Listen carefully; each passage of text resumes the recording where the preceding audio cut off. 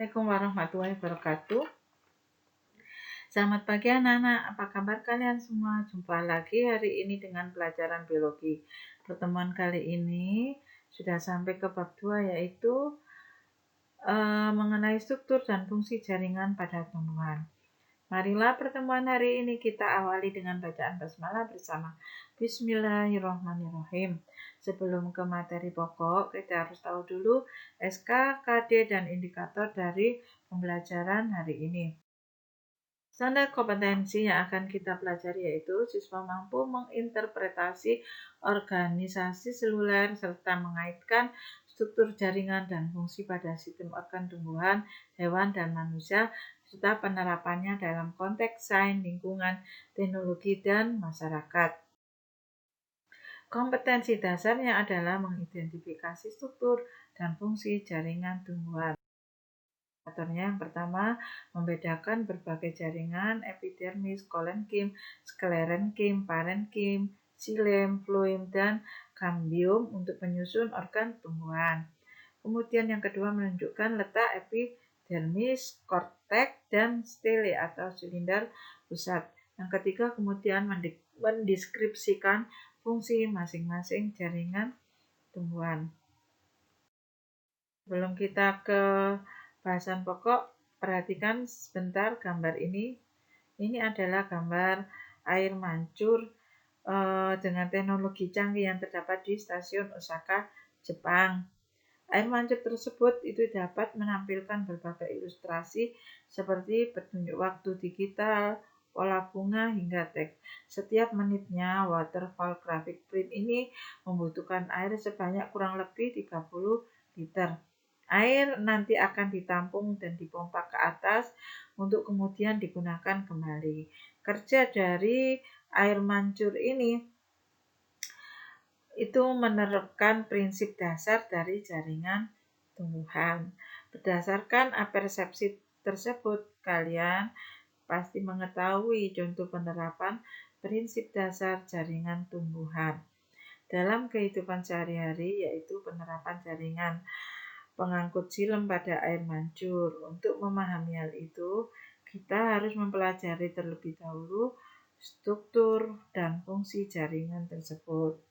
Nah, pada bab ini kalian akan diajak untuk mempelajari struktur dan fungsi tumbuhan, jaringan penyusun organ, dan kultur jaringan tumbuhan. Tumbuhan sendiri terdiri atas berbagai macam jaringan. Jaringan tersebut memiliki struktur dan fungsi yang berbeda-beda dalam mendukung kelangsungan hidup tumbuhan. Apa saja jaringan yang terdapat pada tumbuhan? Bagaimana struktur dan fungsi jaringan tersebut? Nah, sekarang kita pelajari dan pahami satu persatu. Kita lihat skema ini. Tumbuhan memiliki struktur mikroskopis yang disebut sebagai jaringan. Jaringan adalah sekumpulan sel yang memiliki bentuk dan fungsi yang sama. Berdasarkan tipe struktur dan fungsi sel, jaringan pada tumbuhan diklasifikasikan menjadi dua kelompok, yaitu jaringan meristem atau embrional dan jaringan permanen atau jaringan dewasa. Untuk pertemuan kali ini nanti kita akan membahas jaringan meristem dulu. Yang jaringan permanen atau dewasa itu nanti pada pertemuan selanjutnya. Jaringan meristem ini itu dibagi menjadi dua, yaitu berdasarkan cara pembentukannya dan juga berdasarkan letaknya. Yang berdasarkan cara pembentukannya, jaringan meristem terbagi menjadi promeristem, meristem primer, meristem sekunder. Sedangkan yang berdasarkan letaknya itu dibagi menjadi tiga, yaitu meristem apikal atau ujung akar dan ujung batang. Terus kemudian meristem interkalar dan kemudian meristem lateral atau samping. Sebelum kita membahas ke meristem, jaringan meristem, kita harus tahu dulu perbedaan ciri-ciri dari tumbuhan dan ciri-ciri pada jaringan hewan. Ciri-ciri jaringan pada tumbuhan itu berbeda dengan ciri-ciri jaringan pada hewan. Pada tabel ini jelas terlihat beberapa aspek yang membedakannya. Yang pertama yaitu sel penyusunnya. Jika jaringan tumbuhan itu terdiri dari sel hidup dan sel mati, maka jaringan hewan itu hanya terdiri dari sel hidup saja. Aspek energi yang dibutuhkan. Jaringan tumbuhan itu membutuhkan energi lebih sedikit dibandingkan dengan jaringan hewan. Kemudian dari jenis nutrisi atau makanannya, jaringan tumbuhan itu dapat membuat makanan sendiri sehingga disebut sebagai autotrof, sedangkan jaringan hewan dia tidak dapat membuat makanan sendiri. Makanan didapatkan dari luar dan disebut sebagai heterotrof. Kemudian pertumbuhannya, pertumbuhan pada jaringan tumbuhan itu tak terbatas, sedangkan pada jaringan hewan pertumbuhannya terbatas. Perannya pada jaringan tumbuhan itu memberikan dukungan mekanis, sedangkan pada jaringan hewan memberikan dukungan gerakan. Sekarang jenis-jenis jaringannya. Jaringan pada tumbuhan itu terdiri dari jaringan epidermis, jaringan parenkim, jaringan penyokong, jaringan pengangkut. Sedangkan pada terdiri dari jaringan epitel, jaringan ikat, jaringan otot, dan jaringan saraf.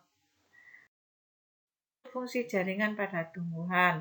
Yang pertama, melindungi bagian tubuh dari tumbuhan. Yang kedua, membantu proses pertumbuhan dan perkembangan tumbuhan. Yang ketiga, memperkuat tubuh tumbuhan. Yang keempat, membantu mengedarkan sari makanan atau zat yang terdapat pada tumbuhan ke seluruh tubuh. Yang kelima, membantu menyimpan cadangan makanan pada tumbuhan. Dan yang keenam, mendukung segala aktivitas tumbuhan. Sekarang kita bahas tentang yang pertama tadi, yaitu jaringan meristem. Jaringan meristem atau jaringan embrional adalah jaringan yang sel-selnya aktif membelah diri secara mitosis. Jaringan meristem ini memiliki sifat atau ciri sebagai berikut. Yang pertama, disusun oleh sel-sel muda yang aktif membelah dalam fase pertumbuhan dan perkembangan. Yang kedua, tidak memiliki ruang antar sel sehingga susunan selnya itu rapat. Yang ketiga, sel-selnya berbentuk bulat, lonjong, poligonal, kuboid atau prismatik, dan memiliki dinding sel yang tipis. Yang keempat, di dalam sel mengandung banyak protoplasma. Yang kelima, sel memiliki satu atau dua inti sel yang besar. Dan yang keenam, vakuola sel sangat kecil atau tidak ada sama sekali. Sekarang jaringan meristem berdasarkan cara pembentukannya dibagi menjadi tiga, yaitu promeristem, meristem primer, meristem sekunder. Promeristem yaitu jaringan meristem yang telah ada ketika tumbuhan masih embrio.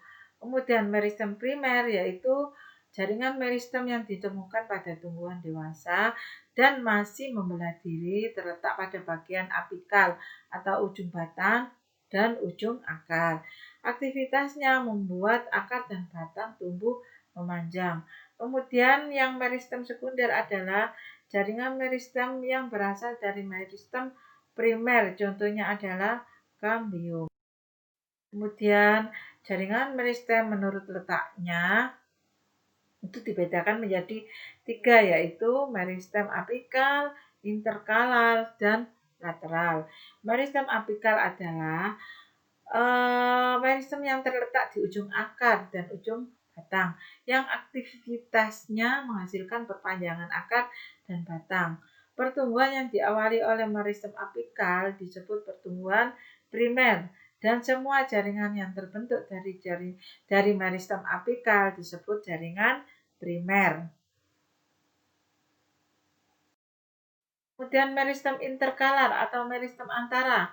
Itu merupakan meristem yang terletak di antara jaringan meristem primer dewasa dan masih termasuk pertumbuhan primer. Contohnya adalah ruas batang pada bambu.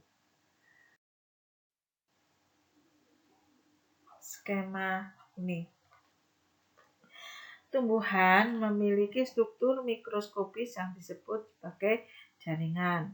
Jaringan adalah sekumpulan sel yang memiliki bentuk dan fungsi yang sama berdasarkan tipe struktur dan fungsi. Kambium itu adalah sel-sel tumbuhan yang sebenarnya merupakan jaringan dewasa seperti epidermis, parenkim, golenkim, sklerenkim. Namun sel-selnya masih mempunyai kemampuan totipotensi.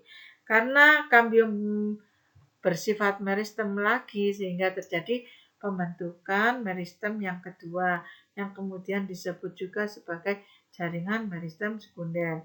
Aktivitas kambium yang merupakan jaringan meristem sekunder ini membelah terus-menerus, membesar, dan berdiferensiasi membentuk xilem dan floem sebagai jaringan pengangkut. Kambium membelah keluar membentuk floem dan membelah ke dalam membentuk xilem sehingga tanaman. Aktivitas kambium menyebabkan pertumbuhan sekunder sehingga batang tumbuhan menjadi besar. Ini terjadi pada tumbuhan dikotil dan gimnospermae atau tumbuhan berbiji terbuka.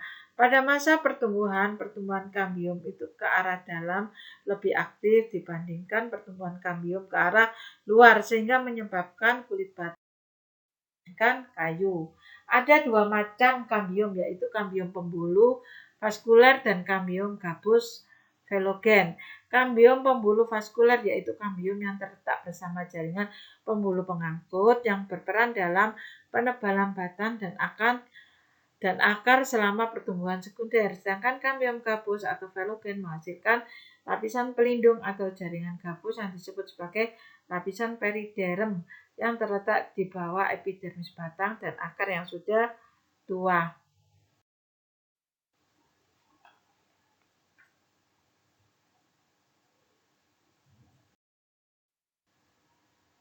Oke, saya akhiri pembelajaran hari ini. Semoga bermanfaat dan dapat kalian pahami. Silakan WA Bu Ani apabila ada yang kurang dimengerti. Silakan lihat slide terakhir yang berkenaan dengan tugas materi awal jaringan. Assalamualaikum warahmatullahi wabarakatuh.